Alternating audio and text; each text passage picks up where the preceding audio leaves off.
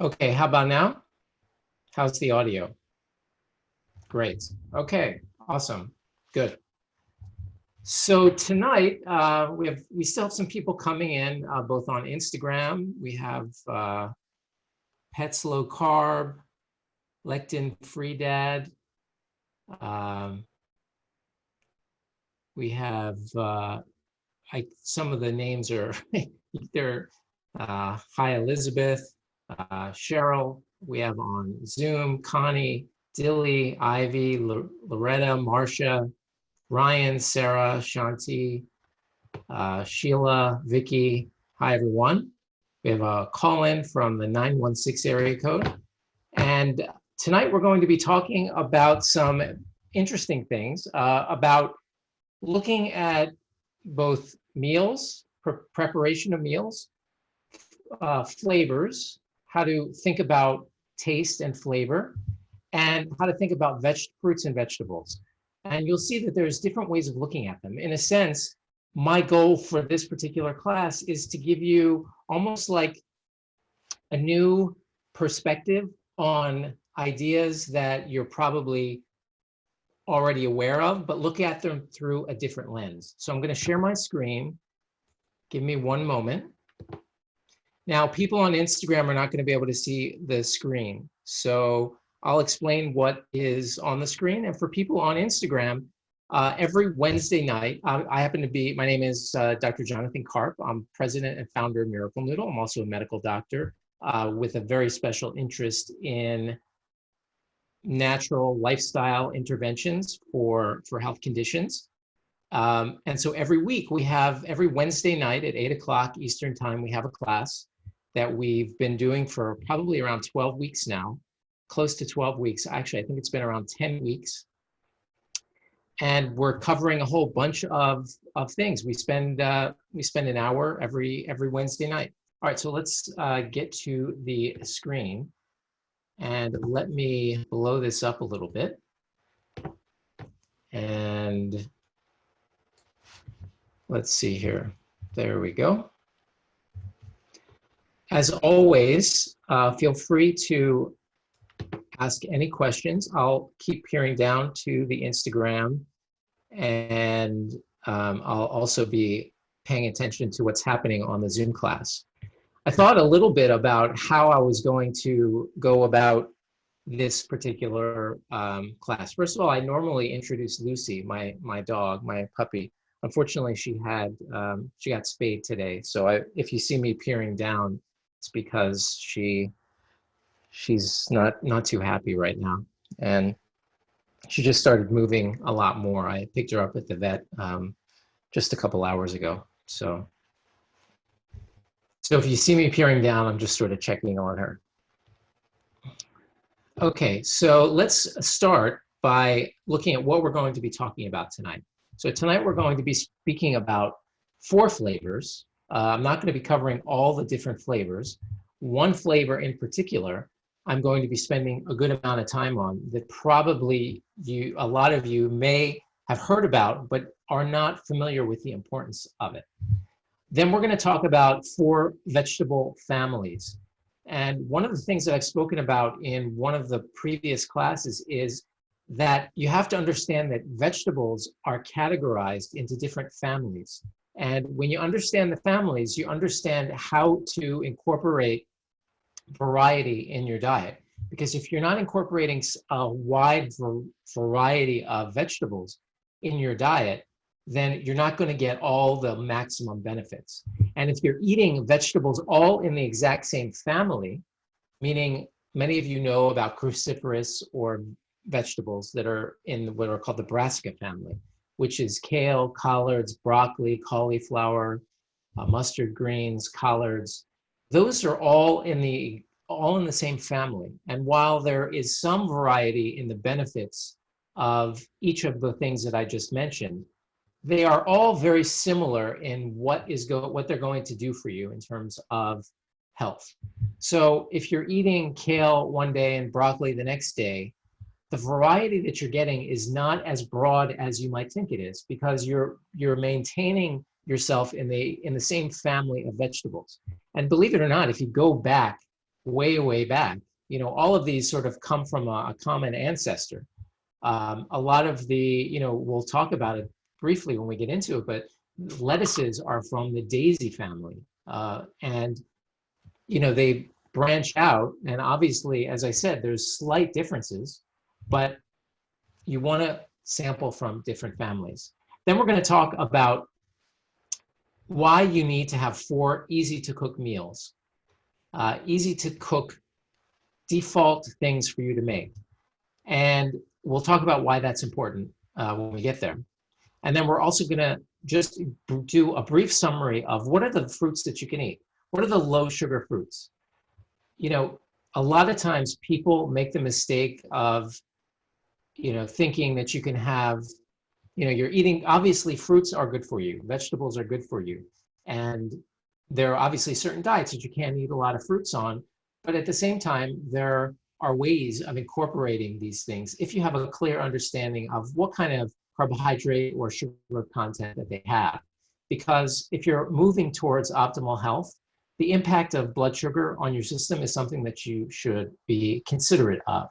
And everyone who was on my class a couple of weeks ago, where we spoke about the 7 blood tests that everyone should have and be familiar with on their own, you'll understand why it's important for you to have a clear understanding of the impact of blood sugar on your overall life. So that's what we're going to be talking about. So let's go into the 4 flavors, and we'll start there.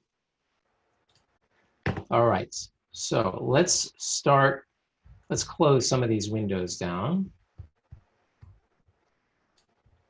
And we're speaking only of 4 different flavors here.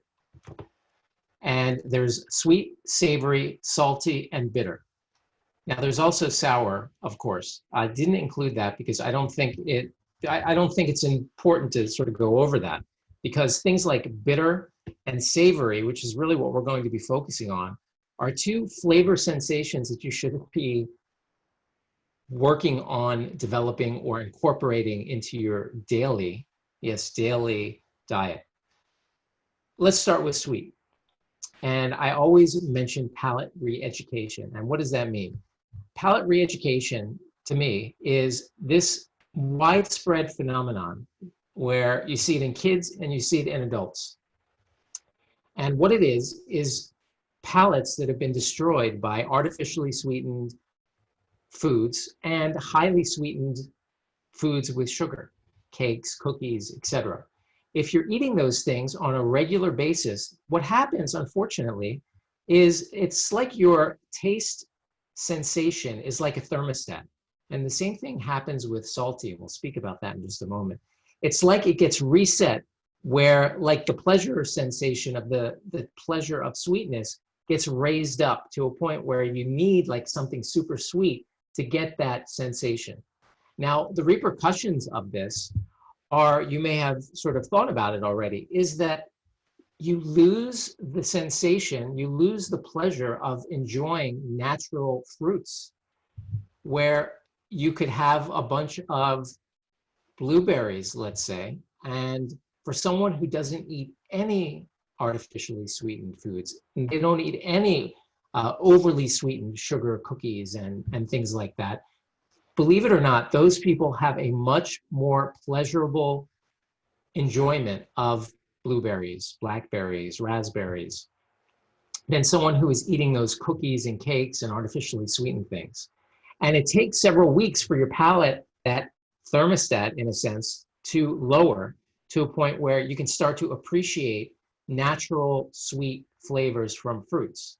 This is so important for you. And the reason it's important is because, quite frankly, you are going to optimize your health, you need to incorporate more natural foods. And if you're not actually getting pleasure from those foods, you're never going to get anywhere. I can't tell you how many times I'll see a patient, either a patient in the office or a patient that I'm doing a consultation on through telemedicine, and we're going over how to restructure their diet for, say, let's just use an example of weight loss. And most of the time, they just want to continue eating the same foods that they were eating before and expecting to lose weight. I mean, and that is sort of like that expression. I think it was Einstein who said, correct me if I'm wrong if it was Einstein, but obviously I'm going to get the quote wrong, but something like insanity is doing the same thing over and over again and expecting a different result. And if one of the big lessons of tonight's class is that you need to broaden your selection of foods. That is probably the one summary I could say is what we're talking about tonight.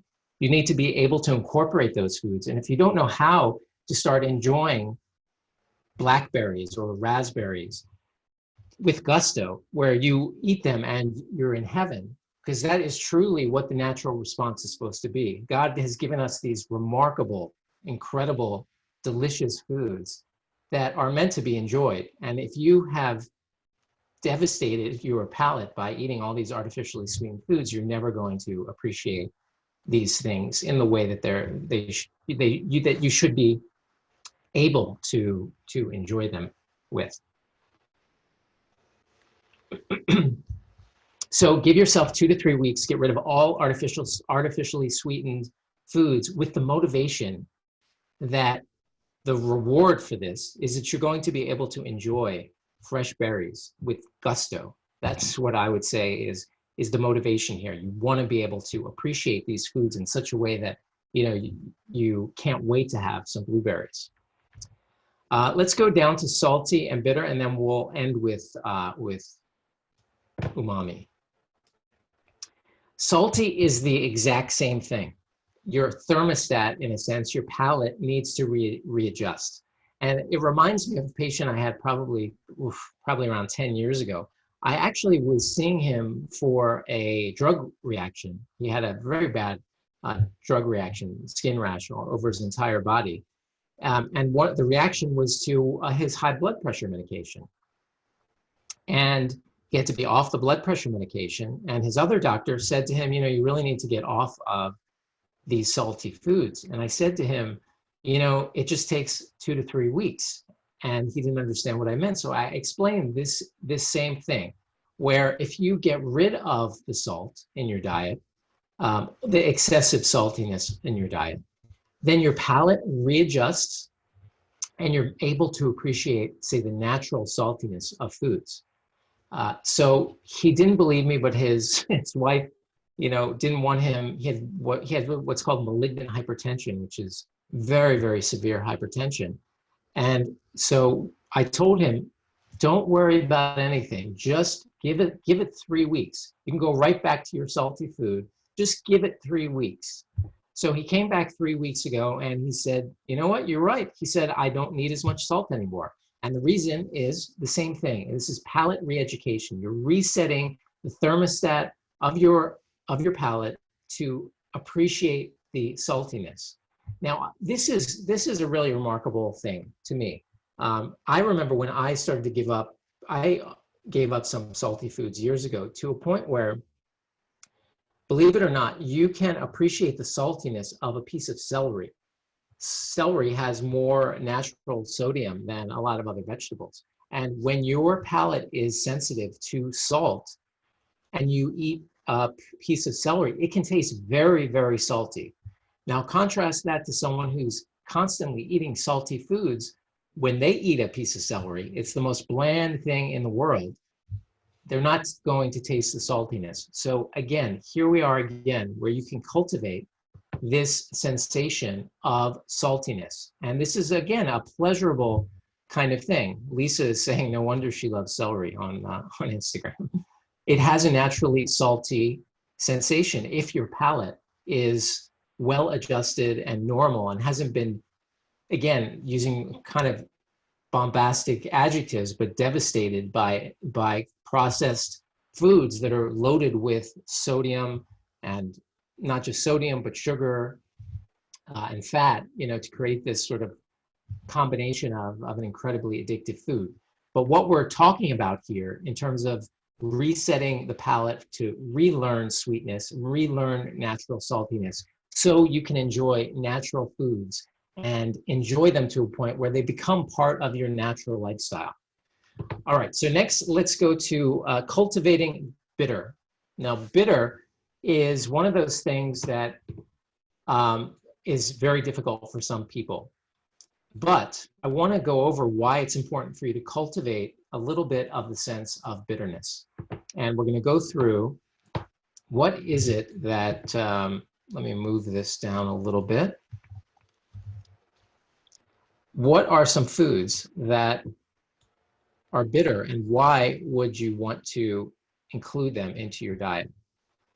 So let's talk about the brassica family. So we spoke about that briefly. So this is kale, collards, broccoli, cauliflower, mustard greens, and they are naturally bitter. Now, there are ways of course, cooking them in certain ways. You get a better benefit to these when they're chopped up raw and then cooked because of why basically the cell membrane has to be crushed for two chemicals to work together to create this anti-cancer effect. We'll get into that a little bit later. The daisy family, which is dandelions and lettuces, which obviously have great benefits. Citrus peels are bitter, but they have, especially lemon, has something called hesperidin, which activates AMPK. Now, if you were on my class a couple of weeks ago where we spoke about the other, the blood tests, we spoke about hemoglobin A1C and how to lower that. And one of the ways is to activate something called AMPK. And when you do that, one of the things you can do that with is hesperidin, along with a bunch of, along with fasting and exercise. And one of the great ways of utilizing lemon peels is to juice them. For some reason, juicing has become something that's not as popular as it was, many years ago, but it's still really a remarkable way of getting a lot of green vegetables of different families into your system by juicing, because you're liberating all those beneficial ingredients. So juicing is still a really remarkable thing for you to do. I don't juice every day, but I probably juice 5 times a week. And to me, it gives me an incredible amount of energy. And I always put 1 full lemon with the peel, which often takes some of the edge off of some of the green juices. And then you add a little bit of fruit in there and you really get a really delicious juice. Cranberries, which have incredible amounts of benefit to them. Cacao or chocolate is loaded with trace minerals and antioxidants, and also has a good amount. One of the trace minerals it has is magnesium, which is low in, a lot of people are very, very low in magnesium. Now, the cacao nibs tend to have the highest rate of magnesium than, say, cacao powders. At least that's what I've noticed. But they're very bitter. So there are very much ways of developing a sense for this. Now, you can start with a dark chocolate that is 65%, 70% chocolate.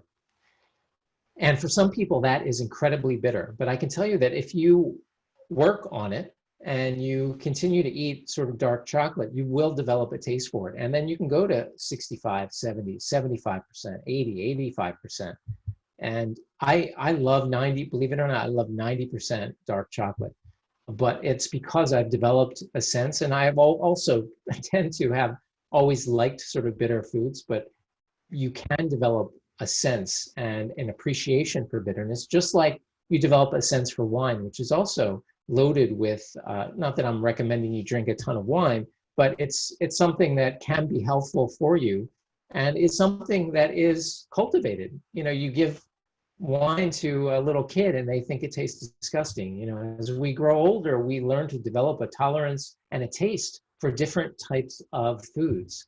And just like you can develop a taste and an appreciation for different tastes, like wine, you can do the same thing for cacao.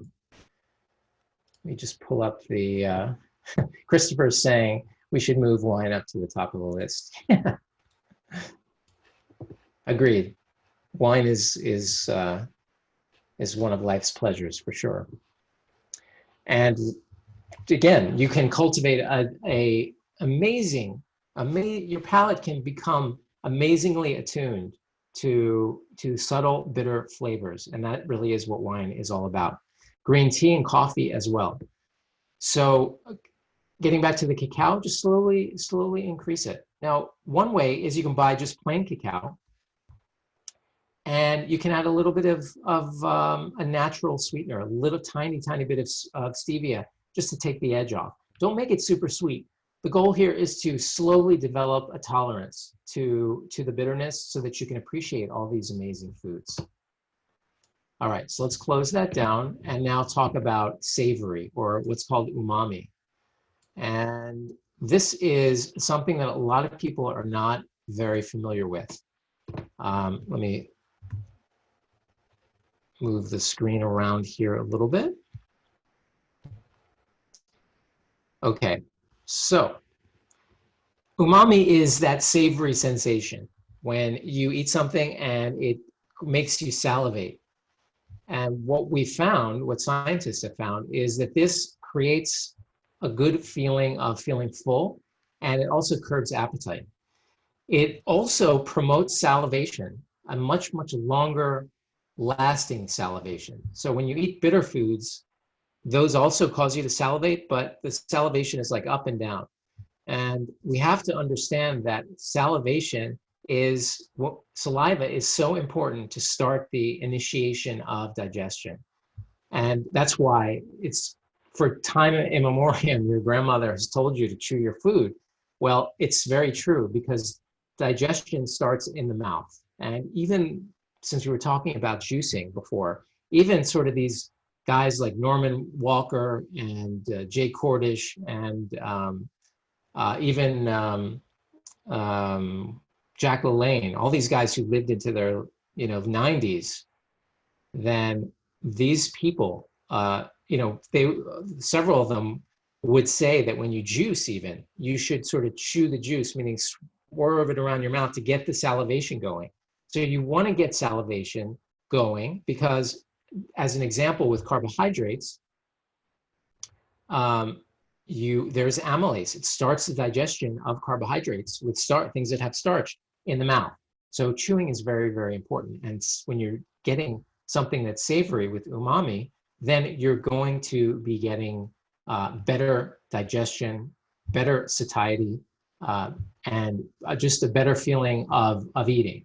Donna is saying quite a number of umami items are high in sodium. That is very true. But the amazing thing about foods with umami is that you don't need a lot of them to get the benefit. And so if you eat them wisely, you're not going to be getting a ton of sodium. So let's go through. And the reason that all these foods are high in glutamate. And MSG, monosodium glutamate, which is obviously not what I'm suggesting, the reason why that actually works to make food taste better, it really does make food taste better, is because it increases the sensation at umami in your mouth. And that's why food producers put a lot of MSG into their food, because it genuinely makes the food taste better. And it makes you salivate. It makes you even feel better. But then you can get sick from it. So let's talk about natural foods that have umami. So umami was sort of first described in Japan. So it's a Japanese word. And here are some of the things that have umami. Well, miso does have a good amount of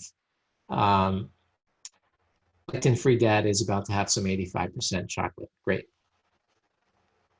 Miso, dashi is like a fish broth that is delicious and is popular in Japan. And I could just sip that. In fact, my mouth is watering just thinking about dashi. Fish sauce, which is fermented fish sauce. A lot of things that are fermented are high. They are high in sodium again, but you don't need a whole lot of them. Parmesan cheese. Again, you don't really need a ton of Parmesan to impart a little bit of shavings on a dish are going to be enough to give you that umami sensation. Nutritional yeast, which a lot of vegans use as a sort of cheese substitute. And the reason is because you're getting this umami sensation Shiitake mushrooms um, naturally have an umami flavor. There's some green teas that have an umami. There's some Japanese types of Japanese sake that have an umami flavor. Yeast extracts, aged cheese, kimchi, anchovies, and bacon and cured meats. Now, I'm not recommending everyone go out and eat a ton of bacon or cured meats for sure, but you can appreciate that pleasurable sensation. And natto also does. Loretta is pointing out that I didn't put natto on there, which is one of my favorite things. Natto absolutely has umami as well, for sure, no doubt about it. Any of the fermented soybean products are,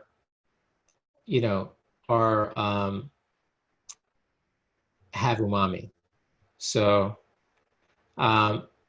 Daniel's asking why I put bacon and cured meats on there. I'm not recommending bacon and cured meats. I'm just including them on the list of foods that have umami so that you can have a better understanding of umami. I am not recommending that you eat bacon or cured meats. No question about it. I put it on there, as I mentioned, so that you have an appreciation of what umami is, because some people haven't had some of these foods, or if they've had green tea, they might not have appreciated the umami sensation or taste. This is something that once you identify it and become to appreciate it, it's sort of like the other things that we spoke about. We spoke about cultivating a sense for these sorts of things. If you have a umami food or you are now recognizing it for the first time, that this is basically what it is, then it's, put it in the chat box. All right, so let's move on to vegetables. And as I spoke about, we are going to be talking about families of vegetables.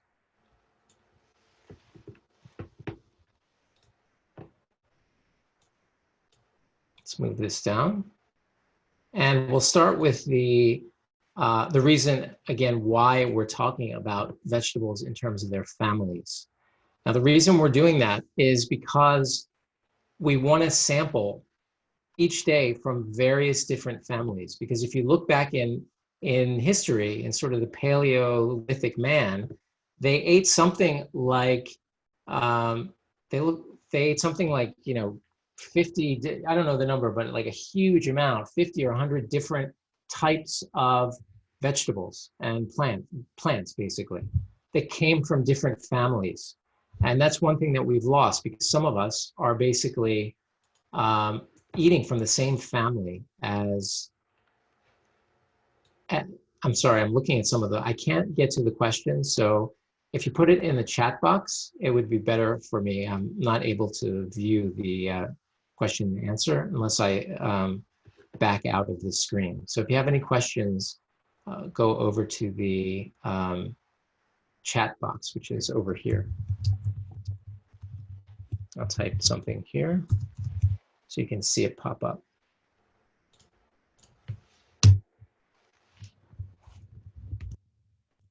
So sauerkraut, yes, has some umami, definitely. Most fermented foods have some umami flavor to them, definitely. No doubt about it. So Paleolithic man ate from multiple different families. And as I said in the very beginning of the lecture, that we wanted to avoid eating from the same family. A lot of people just go with the brassica family.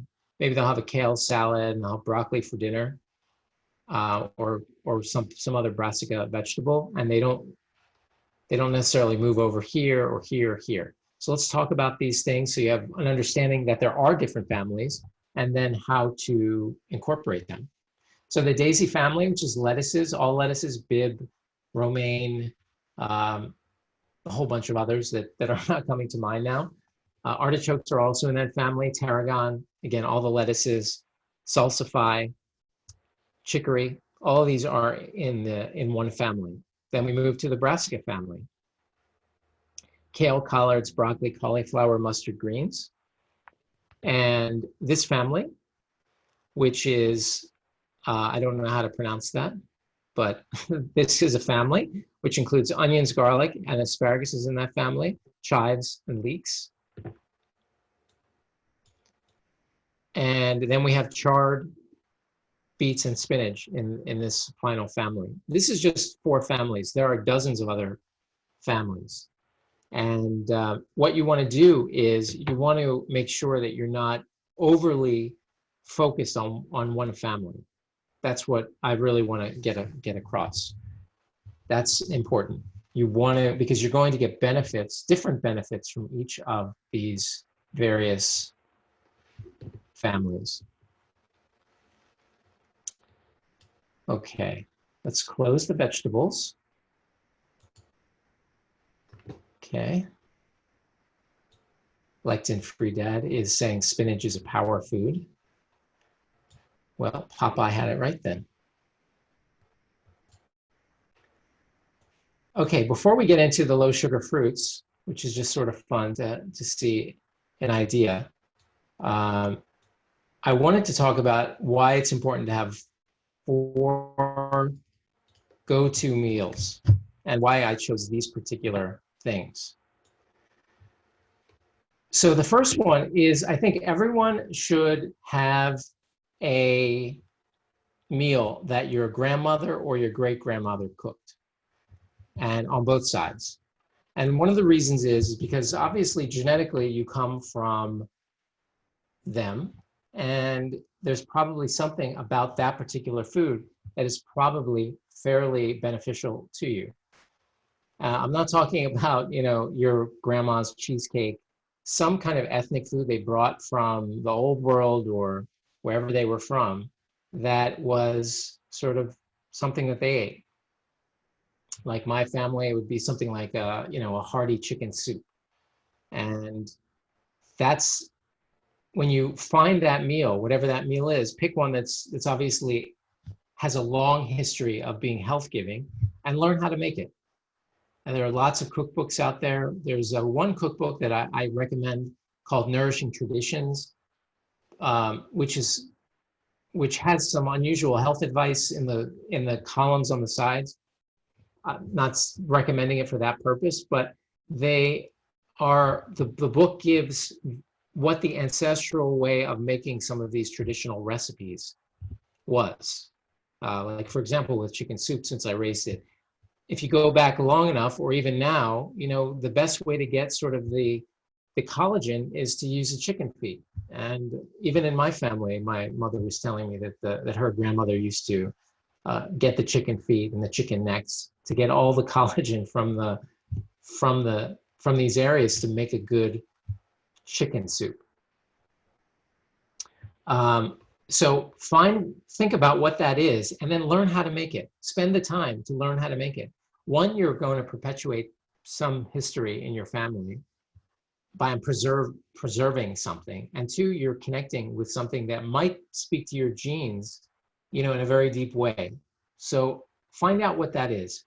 If you think you know what that is, or you've already learned that, type it in. So type it in. I know Lisa on Instagram saying that she needs to research that. Yeah, and as far as chicken soup goes, Nourishing Traditions, that book has a couple versions of chicken soup and how to make a very traditional with lots of collagen, because that's really, of course, that's hot now, but this book was written, probably 20 years ago. And again, it's more, I think one of the subtitles of the book, seeing if it's readily available for me to just take off the shelf. I think it's like the subtitle is something like preserving traditions or something of that sort. Shanti's saying we still eat a mostly traditional, authentic Indian food. Yeah, and I'd say the key to that is making sure all the ingredients in that are what are what was used before. As an example, vegetable oils weren't used over more than 120 years ago or 100 years ago. So what was it just ghee? Was it some other kind of fat that they used in the meals? So making sure that you're not just preserving the flavors, but preserving all the every single natural ingredient. Because a lot of modern shortcuts have come about for that. And those are not necessarily health giving, especially when it comes to things like vegetable oils and such. So, okay. Now, next is one Instant Pot. Instant Pot is a pressure cooker or slow cooker meal. And the reason for this, I believe, is because it's so easy to make something that is very, very healthy. Langton Free Dad says he always asks his mother for recipes in her own writing. So we have the recipe for life and a wonderful memory of her. I think that's great. I think there's not just, I think that's amazing. But I think one of the benefits of that, obviously, is just like you say, the memory, but also preserves something that may speak to your genetics deeply. So I think that's really beautiful. So one Instant Pot or slow cooker meal. It's so easy. There's so many recipes, and if you can't throw food into an Instant Pot or a slow cooker, if you can't do that, there's something wrong. It's so easy. And the fail rate on those meals is so incredibly low. So if you don't feel like you're a cook and you just don't think you can cook anything, I guarantee you can make a slow cooker or an Instant Pot meal. It's as simple as throwing in, as an example of something I make, a can of your favorite tomato sauce, a can of chickpeas, chopped onions, garlic, carrots, some greens, and then you just turn the thing on and season it the way you want. And that comes out, my mouth is watering just thinking about it. Comes out always delicious. If you eat if you like meat, you can throw some beef cubes in there or some lamb cubes, a small amount just as a flavoring agent, or even a fish in making a fish stew. Again, this is one of the lowest barriers to entry when it comes to preparing your own food. It's so ridiculously easy. And again, the fail rate is so low that when you make it, you're going to want to try something else. Lisa said she just added it to her Audible wish list. Okay. I think having the cookbook, if we're talking about nourishing traditions, I think the cookbook would be definitely, to hold it and look at the recipes would probably be better. But either way, it's both is good. The next is one ethnic meal that you go out to dinner for. So whether that's whatever, Chinese, Korean, Indian, whatever it is, all of you probably have one favorite ethnic food that you like, and you only get it when you go out. Pick one of those, just pick one meal, and learn how to do it, and make that so that you have it as a default. Make it in a healthy way, of course, and everyone knows how to avoid junk. So just make sure you're using, traditional ingredients, as traditional as possible, and learn how to make that. So that's really important. And if one of these meals is, higher carb than you would want, then you can incorporate miracle noodles. Obviously, they work in all ethnic dishes. So if it calls for rice, do half rice, half miracle rice, or only miracle rice. Or if it's an Asian noodle dish, you can use miracle noodles to make it healthier. The point is that I want everyone should have that one go-to ethnic meal at home. That if they're sitting at home and you need to eat something, and most of the time you end up eating something that's not good for you. We all know that situation where it doesn't feel like there's anything at home and you end up eating something that you don't want to eat and then you regret it afterwards.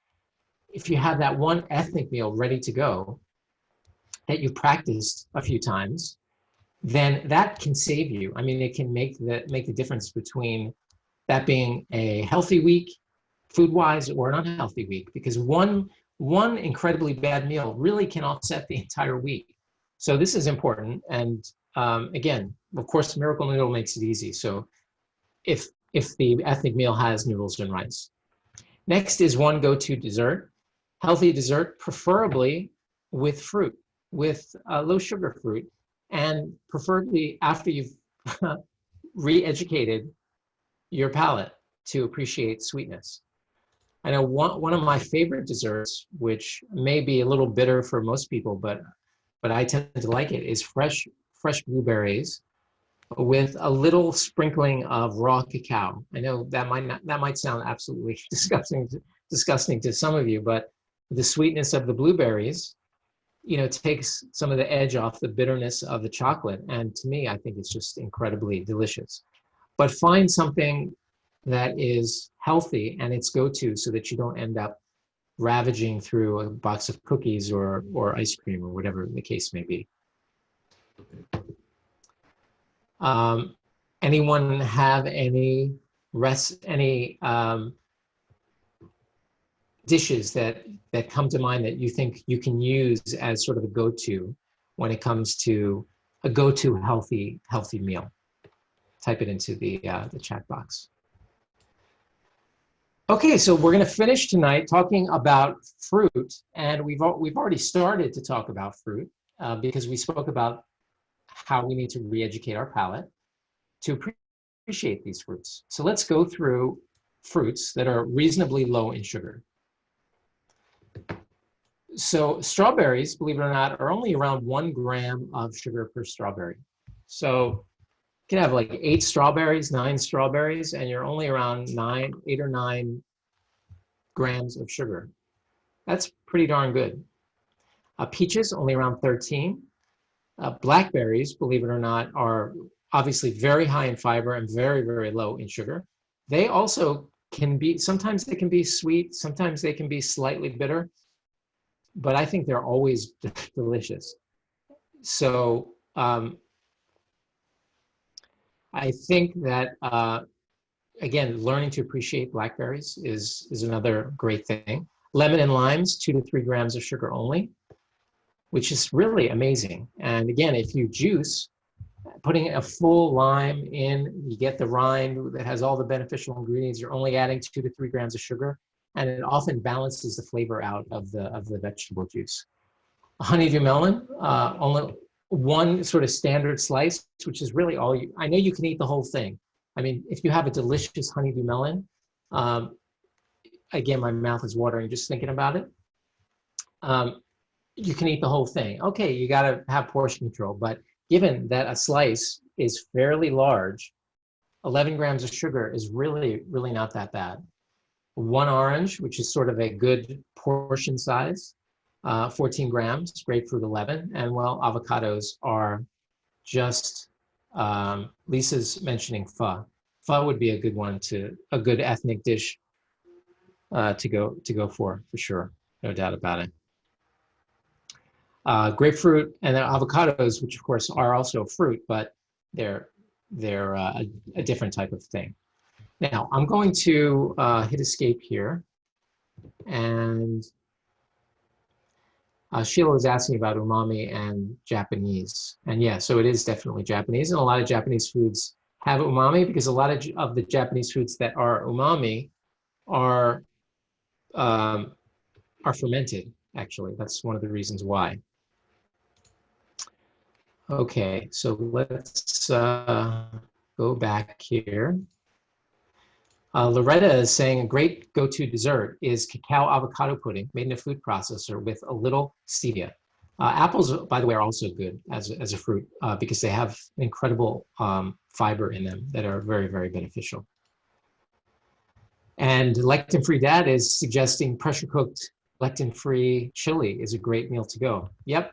I mean, again, anyone can make a chili and add a bunch of onions, garlic, and hopefully you throw in some greens in there because they just sort of disappear when you put it in a pressure cooker. So that's really, really great.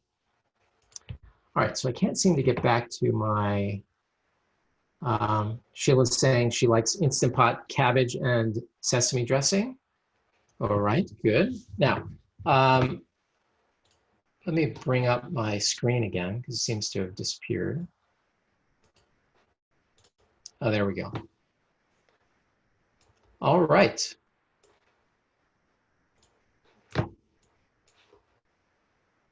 So that's what I wanted to cover tonight. Thank you all for your attention. I see most people are still here. Again, I always appreciate your attention. Thanks to Christopher, Connie, Daniel, David, Dina, Donna, Ellie, Ivy, Louis, Linda. Hey, Linda, I didn't see you come in.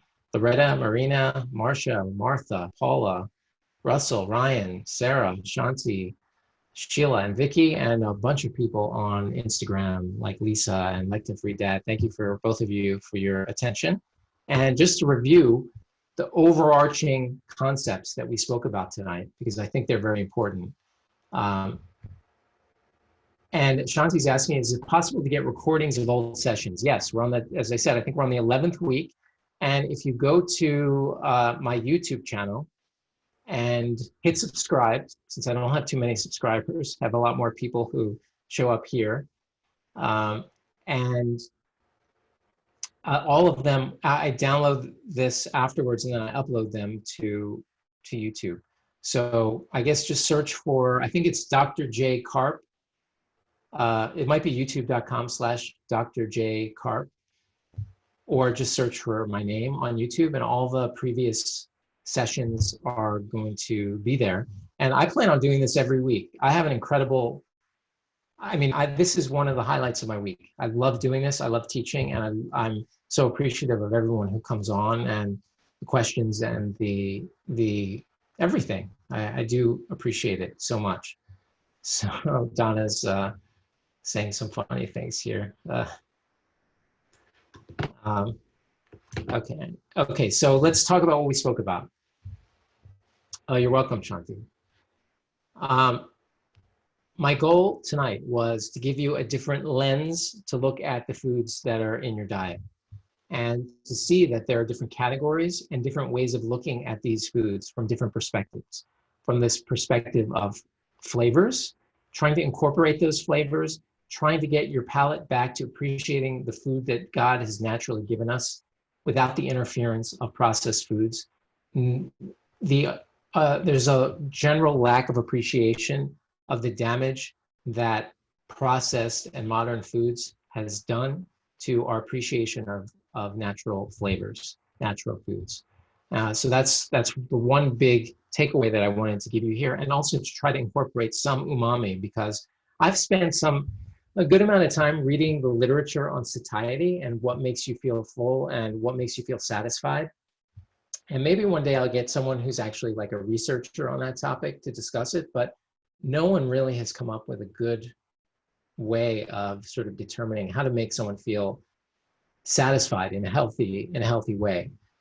There are theories about stretch of the, various hormones that affect your desire to eat, as well as like stretch receptors in the stomach, and it's all over the place in terms of the science. But I can tell you that the umami situation, getting that into your diet in some way, is going to create meals that are over the top, like satisfying. Sometimes that's why you go to a restaurant and you're like, wow, this is just, they hype up as much as they can, the umami, because it just gives you that savory, salivating sensation. Then we spoke about vegetables and how to look at them from different families, and to look, you might want to Google, I think someone posted here, someone posted a link, see if I can find it, to a bunch of, I think it was a link to, know your vegetable. I don't think everyone can see Donna's post, so I'll copy it. And this is probably a link to something that goes through, here, I'll post it here. Probably goes to looking at the different families. So you want to mimic what Paleolithic man did, which is eat from multiple different families. And that's going to optimize your health, because you're going to be sampling from different fingerprints of health, different phytonutrients, chemicals, antioxidants, etc. Then we spoke about 4 easy to cook meals, go-to meals. You don't have to think about it. You've mastered it. These are your specialties. I mean, if you have 4 meals to go to, then you're never going to not have a healthy meal ready to go for. Four is more than enough, and pick one from your ancestry. And then we spoke about fruits, how to incorporate fruits. Incorporate them, they are important. I mean, even if you're on a keto diet, you can incorporate some strawberries, you can incorporate some blackberries, and those pigments that are in those fruits are off the charts good for you in so many different ways. And I recommend that everyone get some of them in them as much as they can. All right, so thank you again. If there's any questions, please do let me know. Again, all of this is my YouTube address. Someone's asking for that. Well, I can go there and post let's see, hold on. I'll post here. I can get it real quick. Okay. Yeah, it's a long link, but I'll post it here. Okay. Here it is. You're welcome, Paula. Sarah, there's the link to my YouTube channel, and hit subscribe, please. And any other questions before we sign off for tonight? That was sort of a fun topic. Any other questions? All right, well, my puppy Lucy is resting, and I'm gonna go see how she's doing here since her surgery was today. And thank you again for your attention, and I'll see you next week. I don't know what the topic is next week, but it is scheduled. I think we're gonna be talking about things you can do inside your house to make your house healthier, or something of that sort. I haven't determined, but anyway, the email will go out. But every Wednesday night we'll be doing this. So Shanti's asking, mixing fruit and vegetables. I know, is that good or bad? I don't think it's bad. I know there are a lot of people who say you shouldn't mix them, and there are some people who do get a little bloated if they mix, say, proteins and fruits. But honestly, I think most fruits and vegetables tend to go well together somewhat. So it really depends on how well you give it a try and see what your digestion is like, and see how that goes. Sheila's asking what family carrots are in. I'm not sure what family carrots are in, actually. I mean, it's obviously a root vegetable.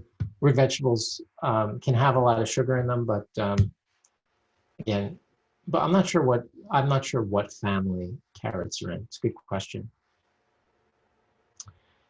Any other questions? Okay. Well, thank you again for your attention. Again, I always do appreciate it. And I look forward to seeing you next Wednesday night. And wish everyone good health and stay safe. And I will see you next week. Thank you again.